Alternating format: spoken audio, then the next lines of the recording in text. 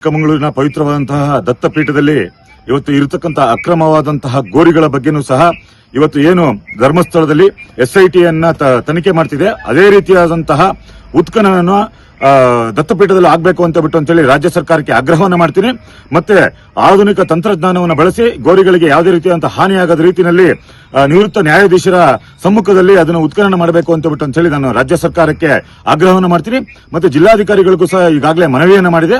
ಇವತ್ತು ಇಡೀ ದೇಶಾದ್ಯಂತ ಸುದ್ದಿಯಾಗಿರ್ತಕ್ಕಂತಹ ಏನು ಧರ್ಮಸ್ಥಳದಲ್ಲಿ ಕಳೆದ 25-30 ವರ್ಷಗಳಿಂದ ಹೂತಿರ್ತಕ್ಕಂತಹ ಅಸ್ಥಿಪಂಜರಗಳನ್ನ ಹುಡುಕಾಡುವಂತಹ ಏನು ಎಸ್ಐಟಿಯ ಪ್ರಯತ್ನ ಇದೆ, ಆ ಪ್ರಯತ್ನವನ್ನ ಚಿಕ್ಕಮಗಳೂರಿನ ಪವಿತ್ರವಾದಂತಹ ಚಂದ್ರದ್ರೋಣ ಪರ್ವತದಲ್ಲಿರ್ತಕ್ಕಂಥ ದತ್ತಪೀಠದಲ್ಲಿ ಇರತಕ್ಕಂತಹ ಅಕ್ರಮವಾಗಿ ಕಟ್ಟಿರ್ತಕ್ಕಂತಹ ಗೋರಿಗಳನ್ನು ಸಹ ಉತ್ಖನನ ಮಾಡಬೇಕು ಅಂತ ಬಿಟ್ಟು ಅಂತ ಹೇಳಿ ಇವತ್ತು ನಾವು ಆಗ್ರಹವನ್ನು ಮಾಡ್ತೀವಿ. ಮತ್ತೆ ಏನು ಇವತ್ತು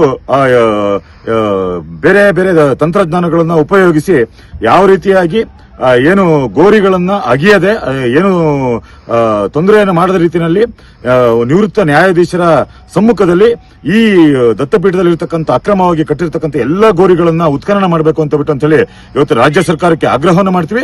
ಮತ್ತೆ ಜಿಲ್ಲಾಧಿಕಾರಿಗಳಿಗೆ ಈಗಾಗಲೇ ನಾವು ಮನವಿಯನ್ನು ಸಹ ಕೊಟ್ಟಿದ್ದೀವಿ. ತತ್ಕ್ಷಣ ಇದ್ರ ಬಗ್ಗೆ ಕ್ರಮವನ್ನು ತೆಗೆದುಕೊಳ್ಬೇಕು. ಮತ್ತೆ ಇಲ್ಲಿರ್ತಕ್ಕಂಥ ಏನು ಧರ್ಮಸ್ಥಳದಲ್ಲಿ ಏನು ನಡೀತಾ ಇದೆ ಅದೇ ರೀತಿಯಲ್ಲಿ ಇಲ್ಲೂ ಸಹ ಉತ್ಖನನ ಆಗಬೇಕು. ಯಾವುದೇ ರೀತಿಯಲ್ಲೂ ಸಹ ನಾವು ಹಿಂದೆ ಏನು ಹೋರಾಟ ಆಗ್ತಿದೆ ಮುಂದೆಯೂ ಸಹ ಅದೇ ರೀತಿಯಾದಂತಹ ಹೋರಾಟ ಆಗಿ ಇಡೀ ದತ್ತಪೀಠದ ಪರಿಸರ ಏನಿದೆ ಆ ಪರಿಸರ ಹಿಂದೂಗಳ ಪೀಠ. ಹಾಗಾಗಿ ಯಾವ ಈ ರೀತಿಯಾದಂತಹ ಅಕ್ರಮವಾಗಿ ಯಾವುದೇ ರೀತಿಯಾದಂತಹ ಯಾರು ಸಾಯಲಿಲ್ಲ ಅಂತ ಬಿಟ್ಟು ಸಹ ಅದನ್ನು ಕಟ್ಟಿರ್ತಕ್ಕಂಥ ಗೋರಿಗಳ ಬಗ್ಗೆ ಪರಿಶೀಲನೆ ಆಗಬೇಕು ಮತ್ತೆ ಉತ್ಖನನ ಆಗಬೇಕು. ಮತ್ತೆ ಅಲ್ಲಿ ಯಾವ ರೀತಿಯಲ್ಲಿ ಗ್ರಾಮ ಪಂಚಾಯತಿನಲ್ಲಿ ದಾಖಲೆಗಳನ್ನು ಇಟ್ಟಿದ್ದಾರೆ ಅದೇ ರೀತಿಯ ದಾಖಲೆಗಳನ್ನು ಪರಿಶೀಲನೆ ಮಾಡಬೇಕು ಅಂತ ಬಿಟ್ಟು ಅಂತೇಳಿ ಇವತ್ತು ಸರ್ಕಾರವನ್ನು ಆಗ್ರಹವನ್ನು ಮಾಡ್ತೀವಿ. ತತ್ಕ್ಷಣವೇ ಏನಿವತ್ತು ಕರ್ನಾಟಕ ರಾಜ್ಯ ಸರ್ಕಾರ ಇದ್ರ ಬಗ್ಗೆನೂ ಸಹ ನಮ್ಮ ಮನವಿಯನ್ನು ಪುರಸ್ಕಾರ ಮಾಡಿ ಇಲ್ಲಿಗೂ ಸಹ ಒಂದು ವಿಶೇಷವಾದಂತಹ ತನಿಖೆ ತಂಡವನ್ನು ರಚನೆ ಮಾಡಿ ಉತ್ಖನನ ಮಾಡಬೇಕು. ಮತ್ತೆ ಹೊಸ ರೀತಿಯಂತ ಏನು ತಂತ್ರಜ್ಞಾನಗಳಿದೆ ಆ ರಡಾರ್ ಉಪಯೋಗವನ್ನು ಮಾಡಿ ಏನು ಇವತ್ತು ಯಾವುದೇ ರೀತಿಯಾದಂತಹ ಗೋರಿಗಳಿಗೆ ಹಾನಿಯಾಗದ ರೀತಿಯಲ್ಲಿ ಮಾಡಬೇಕು, ಉತ್ಖನನ ಮಾಡಬೇಕು ಅಂತ ಬಿಟ್ಟು ಕೇಳ್ಕೊಳ್ತೀನಿ.